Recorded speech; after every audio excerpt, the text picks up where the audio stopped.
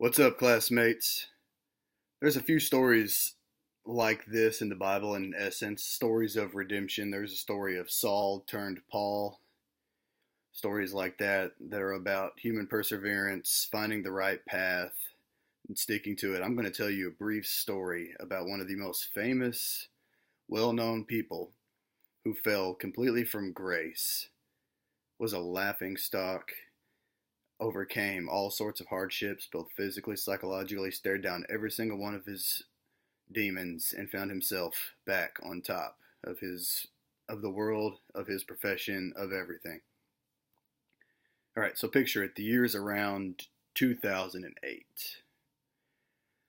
After being on top of the world for around a decade now, if not a little longer, stories of this man and his sex addiction, his numerous marital affairs come to light. It all comes to light after a story of him trying to escape from his home and rapidly driving his SUV and backing into, I believe it was either a fence or a pole or something, trying to get out of there. And there were multiple wounds across his face, if memory serves correctly. With that story, people do a little bit of digging. They find out all about numerous affairs this otherwise man with a spotless reputation had. They all come to surface, come to light. This man has to hold a press conference in 2009 after all of this comes out, and he's just drugged through the mud. And you see him appear on screen as a broken shell of a man. While I'm not condoning what he did, I will say there was something to be admired about the way he stared on that camera, stared down his demons, vowed to try to make this right with his family, do everything he could. He accepted the blame for everything he did. He took responsibility.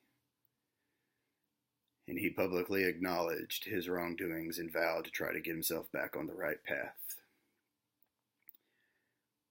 As far as I know, there have been no stories to the contrary to suggest that he hasn't straightened himself out.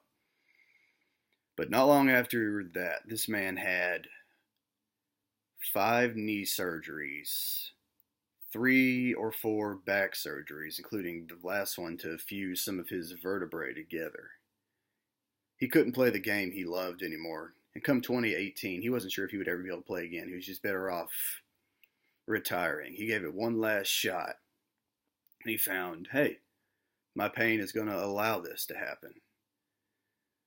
That man was Tiger Woods. Tiger rebuilt his image from scratch.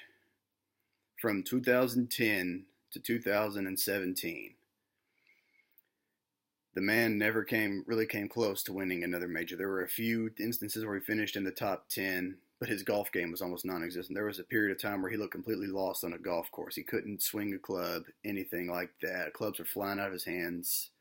He was a laughing stock because of his sex addiction and all of his extramarital affairs. The whole world laughed at him. He stared every single one of those demons down. He never quit. He never gave up. He kept pushing. At the end of the 2018 season, he won his first golf tournament, his first official PGA event in a long time. That set lofty expectations for 2019. The name Tiger Woods bears a certain intimidation factor, a certain reverence, a hollow whisper in the golf community. Well, to start the 2019 season out, he was playing really good golf. He capped it off with winning the biggest tournament on the biggest stage in all of golf. Tiger Woods won another major. He won his 15th major, putting him 3 short of the all-time record. He hoisted that green jacket, wore it proudly. It is the ultimate story of redemption, perseverance, and the rewards that come with never giving up and getting back to your roots and accepting that you are not perfect and that you are able to make mistakes. That's all I got, classmates. Hopefully that story inspires you as much as it has me. See you.